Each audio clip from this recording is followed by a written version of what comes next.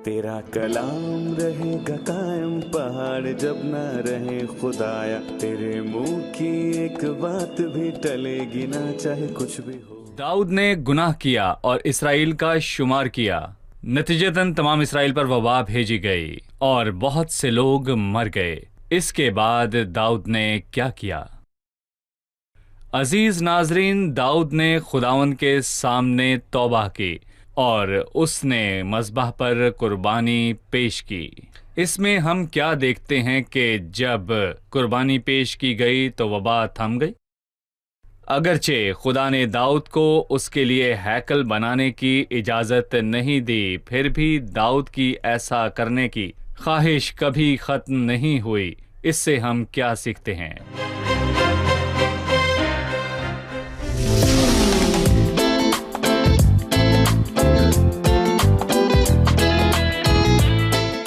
अजीज नाजरीन, मैं अयाद ज़रीफ आप तमाम देखने वालों को हमारे रोज़ के बाइबली मुतालियाती प्रोग्राम की नई किस्त में खुशामदीद कहता हूँ।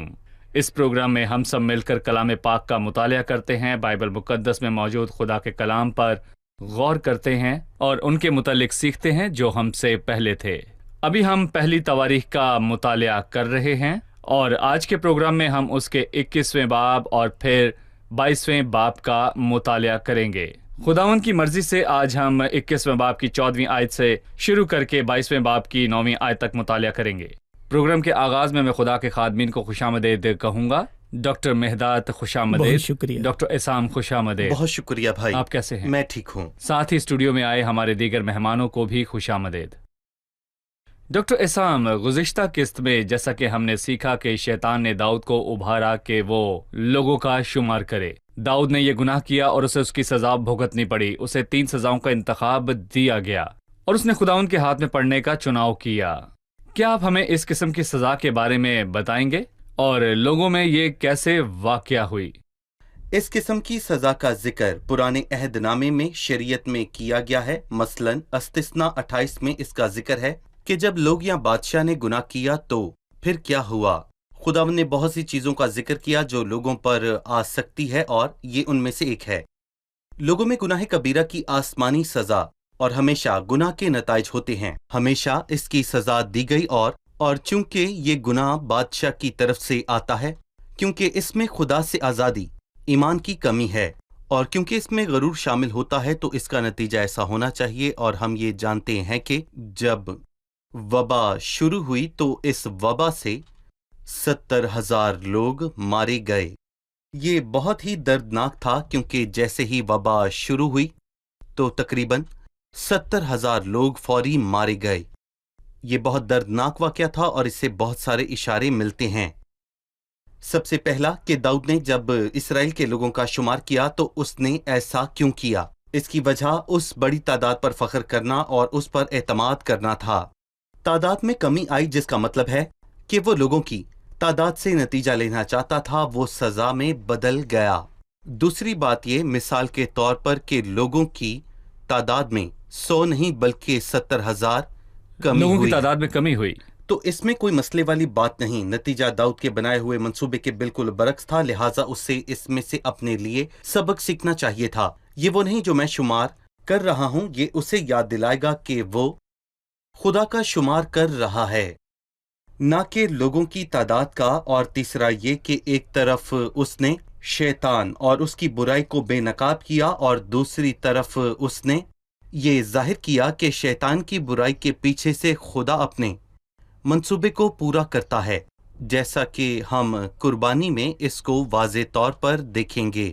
शैतान इल्जाम लगाता है उसने दाऊद को लोगों को शुमार करने के लिए उभारा, जैसे उसने यहूदा इस्करियोती को लोगों को धोखा देने के लिए उभारा। शैतान ने ऐसा किया, लेकिन फिर भी ये ऐन खुदा के मंसूबे के मुताबिक था।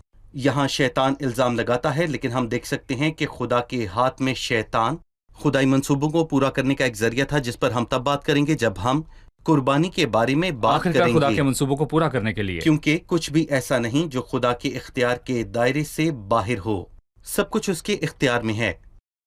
दाऊद कुछ मामलात में बुरा था, फिर भी उस अजीम इंसान में बहुत बड़ी बातें मौजूद थीं और जिसने खुदा का सहारा लिया और फिर इसके बाद उसने ये कहा कि मैं खुदा के हाथ में पड़ूं, क्योंकि उसकी रहमतें बहुत ज्यादा हैं, लेकिन इंसान के हाथ में ना पड़ूं। कुछ ऐसी बातें हैं जिनका तस्करा इस वाक्य में नहीं किया गया, लेकिन दूसरे शमूएल के 24वें बाब में किया गया। मसलन मिसाल के तौर पर मैं कहना चाहूंगा कि उसने कहा कि मैं खुदा के हाथ में पड़ूं, लेकिन खुदा के हाथ में पड़ूं दूसरे शमूएल में लिखा है कि हम, जिसका मतलब है कि उसने अपने साथ बाकी तमाम लोगों को शामिल किया। और दूसरा शमूएल इंसान की नाकामी के बारे में बात करता है। यहाँ ये फसल के बारे में बात करता है जो दिल में काम करता है, इलाज करता है। और यहाँ 16वीं आयत में उसने जिक्र किया कि दाऊद और बुजुर्ग टाड़ ओढ़कर मुंह के बल गिरे। इसका जिक्र शमूएल में नहीं किया गया। और ये हमें ये भी दिखाता है कि फजल इलाज में कैसे काम करता है। दूसरे शमूएल की 20वीं आयत में और भी कुछ लिखा है। उरनान ने मुड़कर बादशाह को देखा। लेकिन यहाँ एक अहम अलामती मानी है और सजा है, और ये सब पर आएगी। और उरनान एक गैर कौम यबूसी था, फिर भी इलाही सजा सब पर आएगी। और बाइबल ये कहती है कि उरनान ने मुड़कर उस फरिश्ते को देखा और उसके चारों बेटे जो उसके साथ थे छुप गए। उस वक्त उरनान गेहूं देता था। यहाँ अलामती मानी हैरत अंगेज तौर पर वाज़ेह है कि एक सजा का इतलाक किया जाएगा और एक हल होना चाहिए। उस सजा का हल होना चाहिए जो पूरी दुनिया पर उसके गुनाहों की वजह से आएगी। डॉक्टर मेहदाद, इसके बाद क्या हुआ? उसके बाद जो हुआ ये था कि खुदावंद ने दाऊद की आंखें खोलीं और फिर उसने अपनी आंखें उठाकर आसमान और ज़मीन के बीच खुदावंद के फरिश्ता को खड़े देखा, और उसके हाथ में नंगी तलवार थी जो यरूशलेम पर बढ़ाई हुई थी। और दर हकीकत इस सूरत हाल में दाऊद का रद्द अमल ज़बरदस्त था। हम देख सकते हैं कि खुदा की तरफ से इस रद्द अमल की कितनी तारीफ़ की गई थी।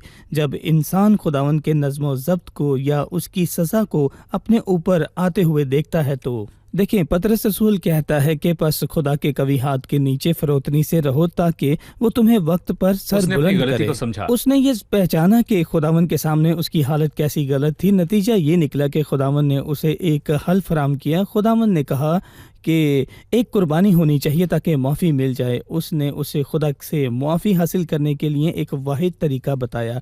फिर हम देखते हैं कि दाऊद अपनी हकीकी हैसियत दोबारा हासिल करता है जब ईमानदार वापस खुदावंद के पास आता है और उसके साथ अपना ताल्लुक़ हासिल करता है, तो खुदावंद के साथ उसकी हकीकी हालत बहाल हो जाती है।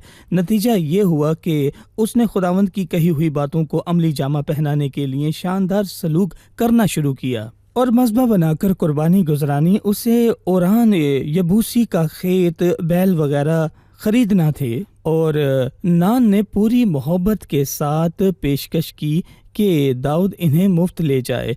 ताहम दाऊद ने खुदावंद के काम की तारीफ की कि और कुर्बानी को भी हल्का नहीं लिया और ना ही दूसरों के माल को हल्का किया। कोई भी कह सकता है कि बदकिस्मती से आज कुछ लोग ऐसा करते हैं कि खुदावंद को पेश किया जाता है। ठीक, जहाँ तक अतिये की बात है तो इसमें कुछ लिया जा सकता है, या वो किसी और के काम का फ़ायदा उठाते हुए कह सकता है कि वो ये काम खुदावंद के लिए कर रहा है। खुदावंद उसे अजर देगा। ताहम दाऊद फैसला करने वाला और खुद पर काबू पाने वाला था। वो खुदावंद को पेश करना चाहता था और इसकी ताज़ीम। आप कह रहे हैं कि कुर्बानी करने के लिए उसे कीमत अदा करनी चाहिए थी। मुख्तसर है तो ये कि इस मामले को हल्के से नहीं लिया। ये किसी दूसरे शख्स को कीमत अदा करने की कोशिश नहीं की। क्या वो शख्स सोच सकता है कि खुदा सिर्फ माफ करता है और कुछ नहीं? अगर मैं तसव्वुर करता हूँ कि खुदा गुनाह की कीमत अदा किए बगैर मुफ्त में माफ कर देता है तो ये खुदा गाफिल है। एक बार जब मैं उसे कहता हूँ कि मुझे माफ कीजिए, मुझसे गलती हो गई है, वो मुझे कहता है कि ठीक है, कोई मसला नहीं है, कीमत कौन अदा करेगा, क्योंकि गुनाहों की मजदूरी मौत है और बगैर खून बहाए गुनाहों की माफी कीमत नहीं है। क्या है जो खुदा को इंसान को माफ करने के लिए पेश की जा सकती है? मैं हमेशा लोगों से कहता हूँ कि या तो आप मर जाएं और अपने गुनाहों की कीमत हमेशा के लिए जहन्नुम में जाकर, या किसी और को ढूंढें जी, जो आपके लिए मरे, जो मर गया वो अभी तक मौजूद है, उसने आपकी जगह अपना खून पेश किया और आपको सिर्फ इतना करना है कि ईमान के साथ अपना हाथ बढ़ाएं। सही। हम यहाँ पर एक वक्फा लेंगे और मेहमानों के सवालात के साथ हाजिर होंगे। नाज़रीन, एक वक्फे के बाद दोबारा हाजिर होंगे, हमारे साथ रहिए।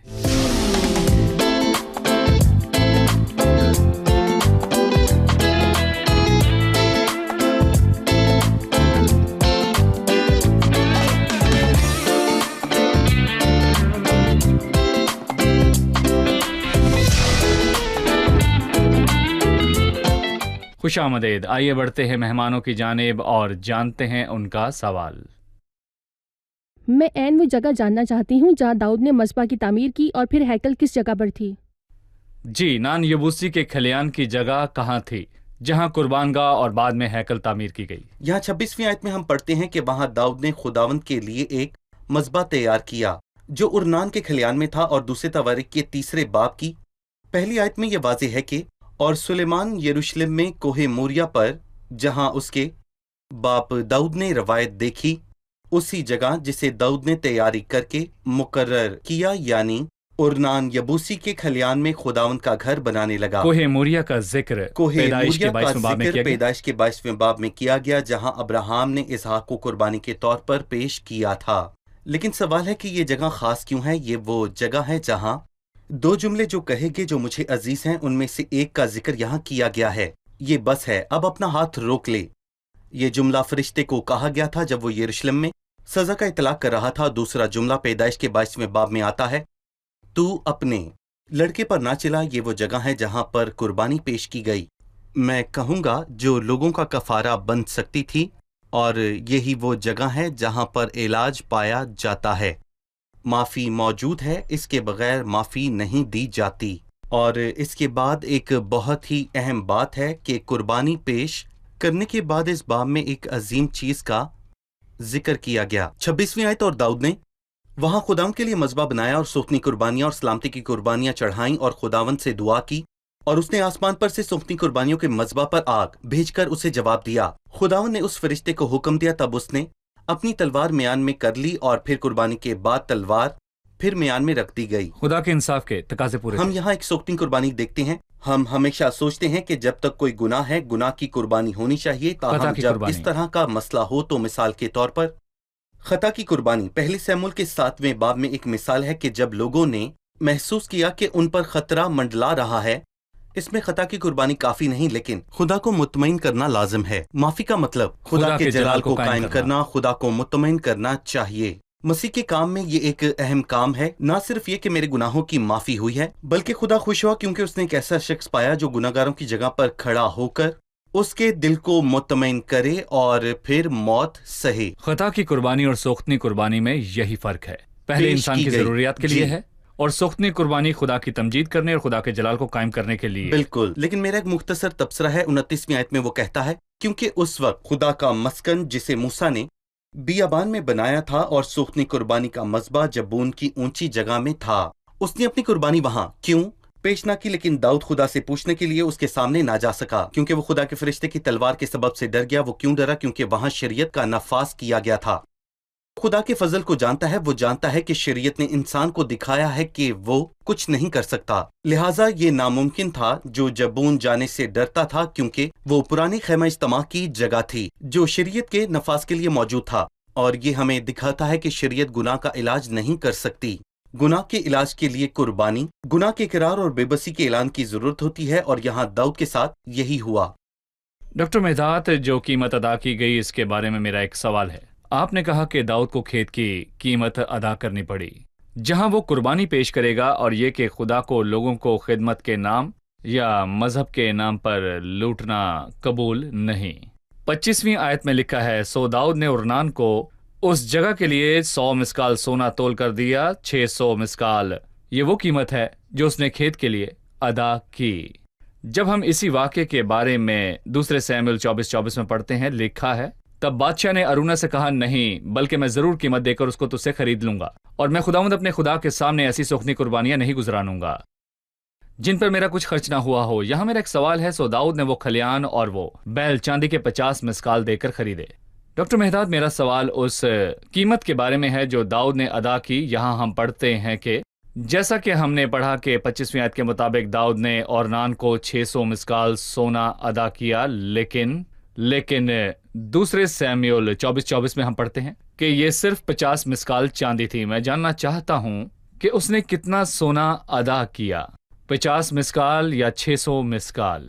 آپ ہمیں اس کے بارے میں بتائیے۔ آپ کے سوال سے بہت اہم بات ہم سیکھیں گے۔ خدا کے کلام کو سطحی طور پر پڑھنا ہمیں بظاہر تضادات کے چونکا سکتی ہے، یہ بہت پریشان کر سکتی ہے۔ اگر ہم پڑھتے ہوئے محتاط رہیں تو ہم جان پائیں گے کہ کلام خدا میں تضادات کا ہونا ناممکن ہے۔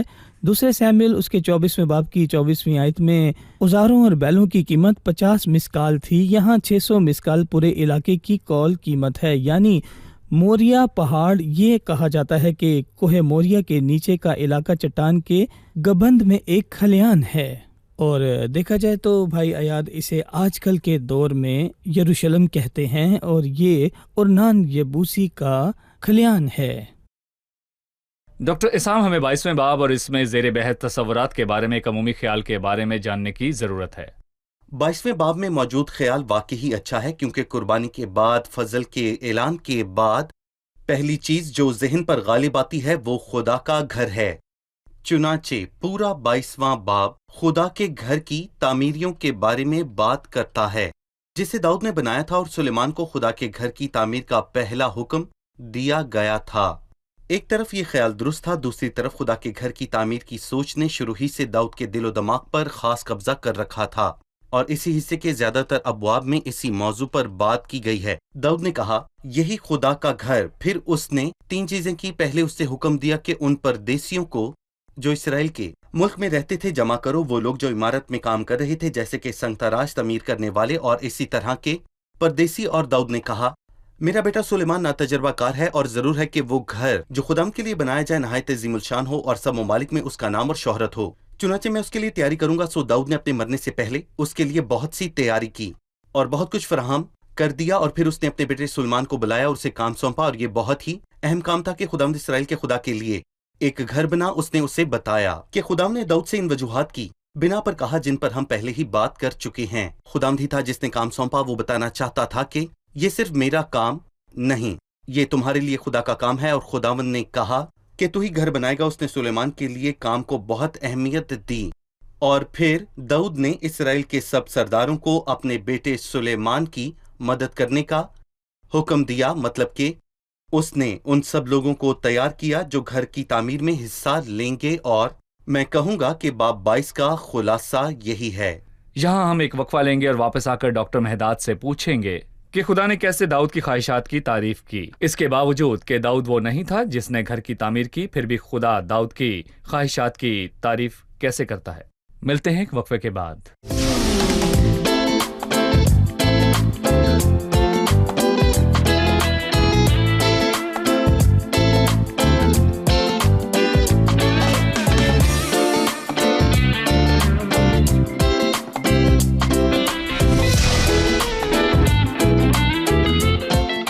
عزیز ناظرین، ہم 22ویں باب کے مطالعے کو جاری رکھنے کے لیے ایک بار پھر واپس آ چکے ہیں۔ ڈاکٹر مہداد، میں نے آپ سے پوچھا تھا کہ کیا خدا نے داؤد کی خواہشات کی قدر کی جب وہ گھر بنانے کی تیاری کر رہا تھا؟ ہم نے دیکھا کہ داؤد نے خداوند کے ساتھ اپنی رفاقت کو دوبارہ بحال کیا، اور اس نے اپنی صحیح روحانی حیثیت کو بحال کیا۔ خدا کی تعظیم اور جلال کی اس کی آرزو خوبصورت انداز میں ظاہر ہونے لگی، جیسا کہ بھائی آسام نے ہمیں بتایا۔ اس نے اس گھر کو بنانے کے لیے یہ سب بڑی تیاری شروع کر دی، اور واقعی خداوند نے اس کے جذبات کی تعریف کی، اس حقیقت کے باوجود کہ اس نے اسے بتایا تھا کہ وہ اس گھر کی تعمیر نہیں کرے گا۔ یہ بہت عرصہ پہلے داؤد کی خواہشات تھی کہ اس نے وہ کیا جو وہ کر سکتا تھا، اور اس کی خداوند نے بہت تعریف کی۔ اس کی وجہ یہ تھی کہ اس نے یہ کام محبت اور درستگی کے ساتھ کیا، اور ہم غیر معمولی تیاری دیکھیں گے، چاہے وہ اوزار ہوں یا گھر کے لیے درکار خام مال ہو، یا وہ لوگ ہوں جن کے لیے اس نے تعمیر کرنے کے لیے تیار کیا، چاہے وہ اس کی تفصیلات کے متعلق ہوں جس کے بارے میں ہم بعد میں دیکھیں گے، یا چاہے وہ لوگ ہوں جو اسے تعمیر کریں گے۔ تعمیر شروع ہونے سے پہلے اس نے تحریر کی تفصیلات کے ساتھ تمام ضروری تیاریاں فراہم کر دیں، جیسا کہ ایک اس کی دفعہ خواہشات ایک عورت عطر لائی اور استاد کے پاؤں پر ڈالا۔ اس نے انہیں بتایا اسے اکیلا چھوڑ دو، اسے چھوڑ دو۔ اس نے وہ کیا جو وہ کر سکتی تھی۔ اگر آپ کچھ کر سکتے ہیں تو محبت سے کریں، جو آپ کر سکتے ہیں وہ کریں۔ خداوند اس کی بہت قدر کرتا ہے، وہ ان سادہ چیزوں کو استعمال کرتا ہے جو آپ کر سکتے ہیں، اور اسے اپنے نام اور تمام لوگوں کے لیے بڑی بھلائی اور عظیم و شان میں بدل سکتے ہیں۔ चाहे मेरी सलाहियतें महदूद हों और मैं बड़े काम नहीं कर सकता, पर यहाँ तक कि अगर मैं मामूली कोशिश भी करूँ तो खुदा उसकी कदर करता है। वो मेरे दिल को देखता है कि जो कुछ भी मैं कर रहा हूँ। चलिए मेहमानों से जानते कि उनका सवाल क्या है। 22वें बाब की 8वीं आयत में लिखा है, लेकिन खुदा उनका कलाम मुझे पहुंचा कि तूने बहुत खून रेज़ी की है और बड़ी बड़ी लड़ाइयाँ लड़ा है, सो तू मेरे नाम के लिए घर ना बनाना, क्योंकि तूने ज़मीन पर मेरे सामने बहुत खून बहाया। सवाल है, दाऊद ने जो जंगें की, क्या वो उस पर मुसल्लत हुई थीं? तो फिर खुदा उसको खूनी शख्स के तौर पर क्यों बयान करता है? हमें वाकई इसको जानने की ज़रूरत है। दाऊद जंगों में मसरूफ था। आए अलामती मानी को देखते हैं, क्योंकि इस किताब में ये बात बहुत ही अहम है। दाऊद इस किताब में वो जंगजू है जो फतूहात को हासिल करता, पर सुलेमान अमन का बादशाह है। तो वो जो घर बनाएगा, ये दोनों मसीह की अलामतें हैं और कोई भी दो पहलुओं में मसीह की अलामत नहीं हो सकता। इनमें हर एक बामुश्किल सिर्फ एक पहलू में मसीह की अलामत हो सकता है। घर सलीबी जंग के बाद बनाया जाएगा, जंग के बाद और दुश्मनों को शिकस्त देने के बाद घर बनाया जाएगा, घर अमन पर बनाया जाएगा। और जहां तक तशबीहात के मानी का ताल्लुक है, तो मसीह जो घर बनाएगा, घर बनाने वालों के लिए अमन कायम करने के बाद तामीर करेगा। जो ईमान लाएगा वो इस घर का हिस्सा होगा। ये तशबीहाती एहसास है और लफ्जी मानी ये है कि खुदा का घर ताकत और जंगों से नहीं बनाया जा सकता। ये अमन और इस्तेकाम के साथ बनाया गया है और एक दिल की ख्वाहिशात के साथ जो खुदा की तरफ मतवज्जा है। ये जंगों से कभी बनाया नहीं जा सकता। लिहाजा यहाँ पर मैं ये बात करना चाहूंगा कि इसके मानी ये है कि दाऊद ये घर कभी नहीं बना सकता। सही। 14वीं आयत में लिखा है, देख मैंने मुशक्कत से खुदा के घर के लिए फराहम किया। तैयारियों में बड़ा दर्द, गम और तकलीफें हैं। और फिर लिखा है कि लेकिन दर्द के बाद अमारत शुरू होती है, और ये दर्द खत्म होने के बाद शुरू होती है। लिहाजा इमारत अमन की फिजा में शुरू होती है। जिस घर के बारे में हम अलामती तौर पर बात करते हैं, ये लफ्जी मानी में हैकल है और तशबीहाती मानी में, जैसे कि बाइबल हमें बताती है। और हम इसका घर हैं, कलीसिया खुदा का घर है। ये सच्चाई का सतून और बुनियाद है। जब हम तशबीहाती मानों में बात करते हैं तो ये वो घर है जो खुदा की कलीसिया के लिए खड़ा हुआ। मैं चाहता हूं कि नाज़रीन ये समझे, जब हम कहते हैं कि खुदा अपने लोगों के दरमियान एक घर में मौजूद है, इसका मतलब ये नहीं कि खुदा पुराने अहदनामे के देवताओं की तरह इस घर में कैद है। ये सच है और ये अमारत भी नहीं, यहाँ तक कि ये कलीसिया की अमारत भी नहीं। और घर का मतलब हरगिज पत्थर नहीं, बल्कि वो है जो मसीह का बदन है। जी ठीक है। जानते हैं कि मेहमानों ने आज क्या सीखा। आज हमने सीखा कि दाऊद ने ओर्नान यबूसी के खलियान खरीदने पर इसरार किया ताकि कुर्बानगाह को उस मुकाम पर बनाया जाए। ये हकीकत क्या है कि उसने कीमत अदा करने पर इसरार किया। ये हमें बताता है कि मुआफ़ी की एक कीमत है और ये गरां कदर है। हम ये मसीह की मौत से जानते हैं। कीमत मसीह का खून है ताकि हमारे गुनाह माफ हो जाएं। कोई माफी मुफ्त नहीं दी जाती। नहीं। खून बहाए बगैर गुनाहों की जी, माफी बिल्कुल। नहीं होती। दाऊद ने अपनी ख्वाहिशात कैसे जाहिर की और वो घर की तामीर की तैयारी कैसे कर सकता था, ये बताइए। उसने तमाम गैर मुल्की कारकुनों को इकट्ठा किया। वो जानता था कि सुलेमान जवान था, इसलिए उसने बहुत सी तैयारी की। उसने वो मवाद तैयार किया जो सुलेमान को उसके बाद हैकल की तामीर में इस्तेमाल करना था। दाऊद वो था जिसने उसे तैयार किया। ये वही था जिसने इसराइल के तमाम बुजुर्गों को अपने बेटे की मदद करने का हुक्म दिया। उसके रवैये से जाहिर होता है। सही, बहुत शुक्रिया। खुदा आप सबको बरकत दे। खादमीन का भी शुक्रिया। अगले प्रोग्राम में आपसे फिर खुदा बातचीत आपको होगी। बहुत बरकत दे। शुक्रिया। अजीज नाजरीन, कुर्बानी के बाद वबा बंद हो गई। गोया खुदावंद फरमाता है कुर्बानी होनी चाहिए ताकि जमीन पर बुराई का सिलसिला रुक जाए और इंसानों पर खुदा का गजब खत्म हो जाए। अजीजों, ये कुर्बानी सलीब पर मसीह की कुर्बानी है। खुदा का गजब तमाम जमीन पर नाजिल होता रहा क्योंकि तमाम रूह जमीन ने नाफरमानी की, जिसमें इसकी तमाम कौमें और लोग शामिल हैं। बाइबल कहती है सब एक तरफ हो गए हैं, कोई भी अच्छा नहीं करता, एक भी नहीं, सब गुमराह हैं, कोई भलाई करने वाला नहीं। वबा वो गुनाह है जो तमाम इंसानों की रगों में दौड़ता है। ताहम मसीह सलीब पर पेश की जाने वाली अजीम कुर्बानी थी ताकि इस बहाई के बहाव को रोका जा सके और खुदा की तलवार को लोगों पर चलने से रोका जा सके। तलवार मेरे और आपके बजाय मसीह पर चली। خدا کی عدالت آپ اور میرے بجائے مسیح یسوع پر نافذ کی گئی۔ متبادل ایک ہی الہی تصور ہے اور اس کے ساتھ چھٹکارا بھی ہے۔ خدا نے ایک فدیہ تیار کیا اور وہ مسیح یسوع تھا جو صلیب پر مر گیا۔ کیا آپ صلیب پر مسیح کی قربانی قبول کریں گے؟ کیا آپ مسیح کے کام کو قبول کریں گے جو آپ کے لیے خدا کے انصاف کی تلوار کو آپ پر اترنے سے روکنے کے لیے مر گیا؟ کیا آپ صلیب پر مسیح کے کیے گئے کام کو قبول کریں گے، مسیح جو آپ کے لیے مر گیا تاکہ آپ زندگی حاصل کر سکیں، یا آپ مسیح کی صلیب سے دور جہاں ہیں وہیں رہنا چاہتے ہیں؟ اس معاملے میں آپ کو عدالت کے دن خدا کے غضب کا سامنا کرنا پڑے گا۔ براہ کرم صلیب پر مسیح کے کام کو قبول کریں۔ اگلے پروگرام میں پھر ملیں گے۔ خدا آپ سب کو برکت دے۔ تیرا کلام رہے گا قائم، پہاڑ جب نہ رہے خدایا، تیرے منہ کی ایک بات بھی ٹلے گی نہ، چاہے کچھ بھی ہو۔